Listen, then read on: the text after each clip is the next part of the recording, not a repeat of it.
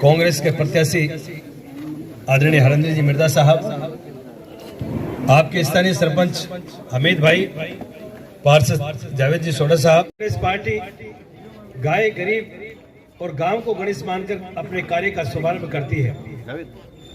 ये वो पार्टी है जो केवल मात्र आम जन और जनता के हित की बात करती है।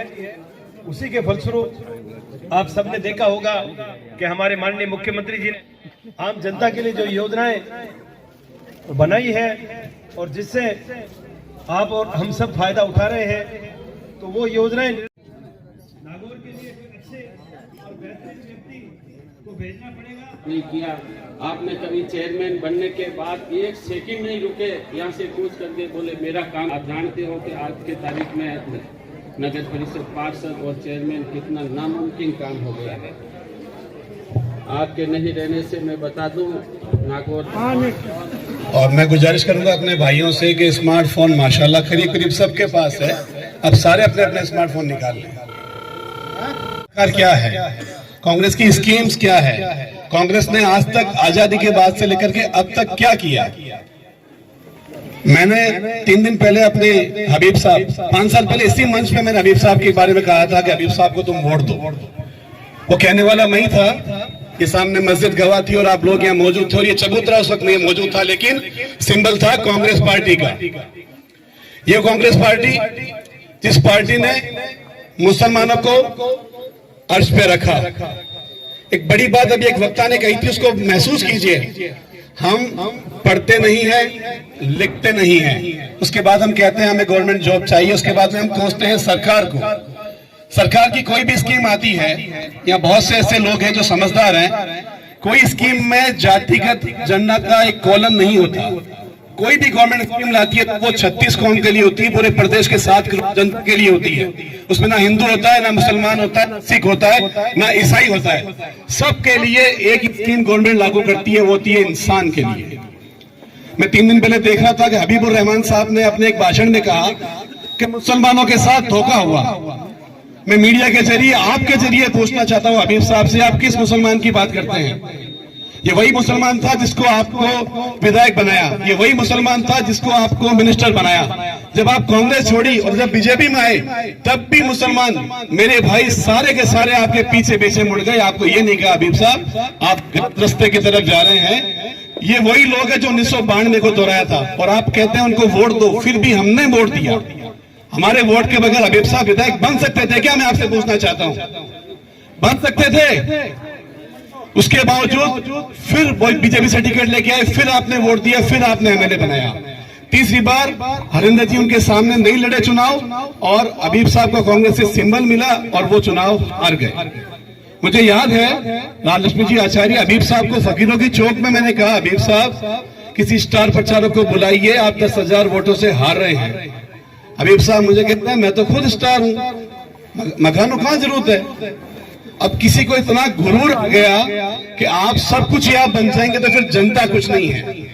ये जो अंगली आप देख रहे हैं, अभी एक मूवी आई थी जवान, मेरे नौजवान भाइयों ने देखी होगी, शाहरुख खान ने बहुत अच्छी बात कही थी। ये जो एक अंगली है, ये 5 साल की दशा दिशा को तय करती है। आप अपना वोट बहुत सोच समझ करके डाले, किसी एक इंसान को अपने ठेकेदारी मत दे। कोई आपका ठेकेदार नहीं है, आप खुद अपने जमीन के मालिक है, आप खुद अपने घर के मालिक है, आपका खुद का हक है। उन्होंने कहा कि मुसलमानों के साथ धोखा हुआ। 75,000 वोट है, 75,000 वोट थे। शौकत साहब को टिकट मिला कांग्रेस पार्टी के सिंबल से। कहां गए थे वो 75,000 वोट जब आपने ये बात कही? मुसलमानों को बरगलाइए मत, हबीब साहब मैं कहना चाहूंगा, और कान में नहीं मैदान में कहना चाहूंगा, मेरे गैयू और भाइयों को मत बरगलाएं, इनको गलत दिशा मत दिखाएं। आप कौम के रहनुमा हैं, आपका फर्ज बनता था कि आप मेरी कौम को सही दिशा में लेके जाएं, लेकिन आपने आज तक किसी मुसलमान नेता को पनपने नहीं दिया। मुझे एक भी नाम बता दें जो 25 साल में 30 साल में मुसलमान को पनपने दिया। अगर कोई लीडर पनपता, आप उसको जड़ से काट के खत्म कर देते। क्यों? आपको पता था ये मेरे सामने खड़े हो जाएगा, लेकिन आप भूल गए कि उसी धरती पर, उसी सूफी नगरी पर एक मोहम्मद जिसका नाम जावेद गौरी है। और आज मैं ऐलान करता हूं हबीब साहब, आपकी 3 पुस्तकों को तो मैं विधानसभा में नहीं भेजने दूंगा, मेरी गारंटी है इंशाअल्लाह। मैं चाहता हूं मेरा कौम का नुमाइंदा, मेरे समाज का नुमाइंदा, मेरे देश का नुमाइंदा, हमें इस देश के बारे में सोचना है। आज देश कहां जा रहा है आपसे छुपा हुआ नहीं है। भारतीय जनता पार्टी जब सत्ता में आई थी 2000 पहले, मैं भी, अंकित जी एडवोकेट हमारे बीच में मौजूद हैं, मैं उनसे कह रहा था अंकित साहब हालत बद से बदतर हो चुके हैं, रोजगार खत्म हो चुका है, सुबह से शाम तक 700-800 रुपए बहुत मुश्किल से होते हैं और महंगाई चरम सीमा पर है, उसके बावजूद भी हम बर्दाश्त कर रहे हैं। लेकिन आप सही शख्स को चुनेंगे तो मैं आपको विश्वास दिलाता हूं आपका वोट जाया नहीं जाएगा। आप बहुत सोचिएगा, समझ करके अपने वोट को दीजिएगा। आपका वोट आपका अधिकार, आपका वोट आपका अधिकार, आप सोच समझ के वोट दीजिएगा। मैं अपनी बात को खत्म करूंगा, आगे प्रोग्राम बहुत भी है और कुछ जज्बात में मैंने कहा है और मैं कहता रहूंगा इंशाअल्लाह। अल्लाह हाफिज। के नौजवानों, मेरे भाइयों, मेरी बहनों, मुझसे पहले जो वक्ताओं ने आपको बात बताई, देश के हालात आपसे छुपे हुए नहीं है। आपके पास अपना सेल फोन है, उस सेल फोन पे आप गूगल पे सर्च करेंगे देश के हालात, आपको फौरन नजर आ जाएंगे। मैं पॉइंट टू पॉइंट बात करना चाहूंगा और मुझे कहा गया है कि 2 मिनट बोलिए। अब 2 मिनट में 2 मिनट हरमंदर मिर्जा की तरफ से दे दीजिए, ये हो गए 4 मिनट, और 2 मिनट में चाहूंगा लोहारपुरे की तरफ से मुझे दे दिया जाए, तब तो मैं अपनी बात शुरू करूंगा। इजाजत है? इजाजत है? सरफरोशी की तमन्ना अब हमारे दिल में है। मैं चाहता हूं मेरे नौजवान मेरे साथ बोले तो 4 लग जाएंगे। सरफरोशी की तमन्ना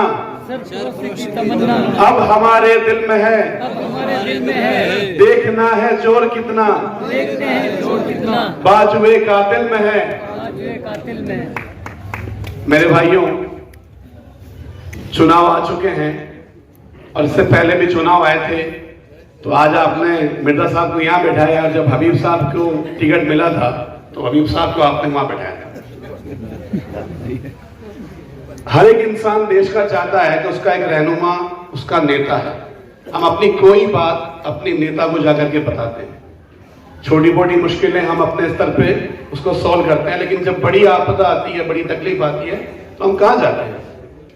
एक बच्चा जो है वो अपने बाप के पास जाता है कि भाई मेरी तकलीफ मेरे अब्बा मेरे वालिद सॉल्व करेंगे, और जब बड़ी दिक्कत आती है तो हम सब मिलकर के हमारे नेता को कॉल करते हैं कि भाई हमारी ये तकलीफ है।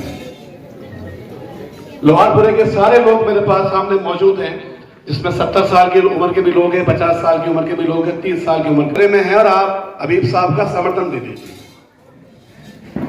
मैं एक बात कहना चाहूंगा और कान में नहीं मैदान में कहना चाहूंगा कि आज फिलिस्तीन का और उनका झगड़ा चल रहा है, तब भी इस्लाम खतरे में नहीं था और इस्लाम ना खतरे में है और ना खतरे में होगा इंशाअल्लाह। आज आपका टिकट काट दिया तो आप ये कह रहे हैं कि इस्लाम खतरे में है। आपने इंटरव्यू में कहा कि मुसलमानों के 75,000 वोट है और मुझे टिकट नहीं दिया गया। आपने ये बात जयपुर में कही, आपने ये बात दिल्ली में कही। हाँ, टिकट नहीं दिया। टिकट इसलिए नहीं दिया कि पिछले 20 साल से नागौर से कांग्रेस लगातार हार रही है।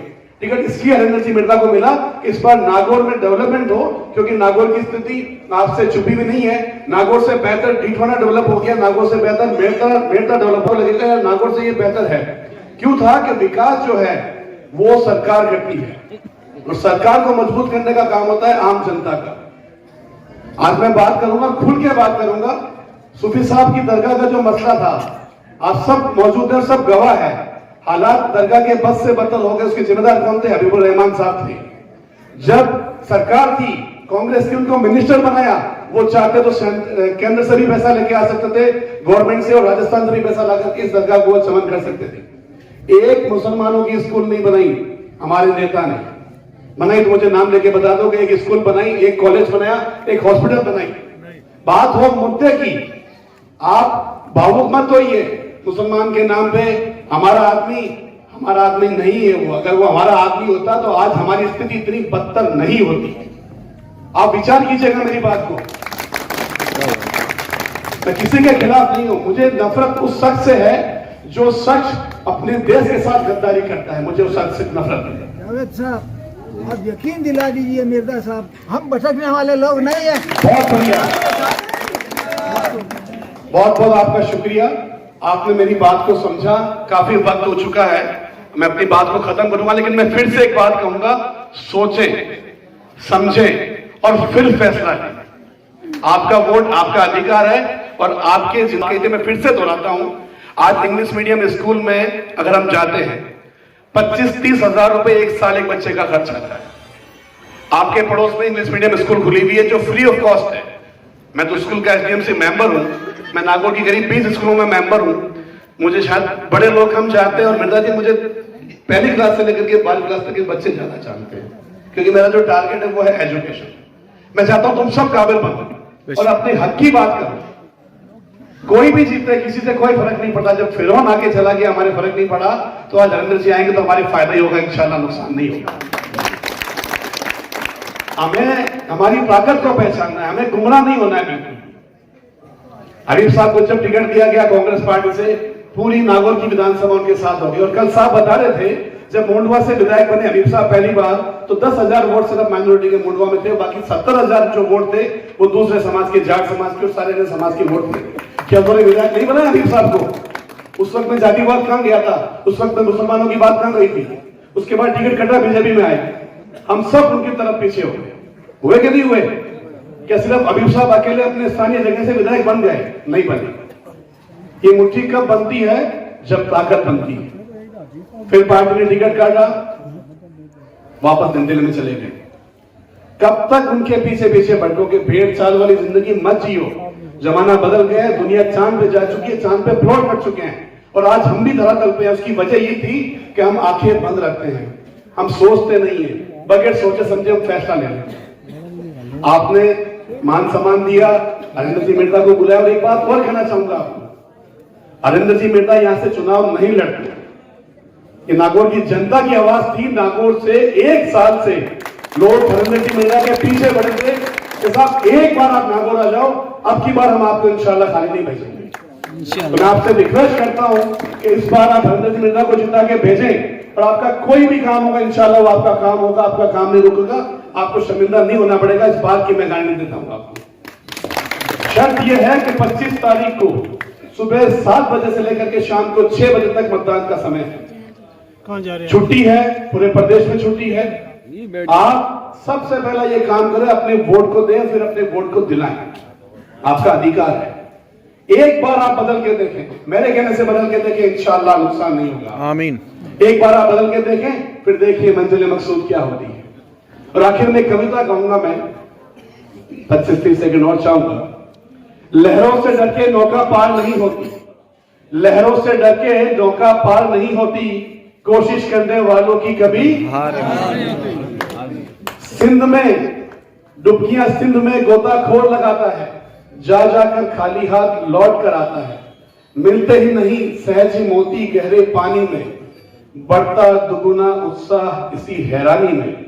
मुट्ठी उसकी खाली हर बार नहीं होती, कोशिश करने वालों की कभी हार नहीं होती। और आखिर में एक बात कहूंगा, और हम सबके जीवन में वो एक मोटिवेट है, उसको आप ऐड करके जाइएगा इस मन से, इस लाहौरपुरे के चौक से।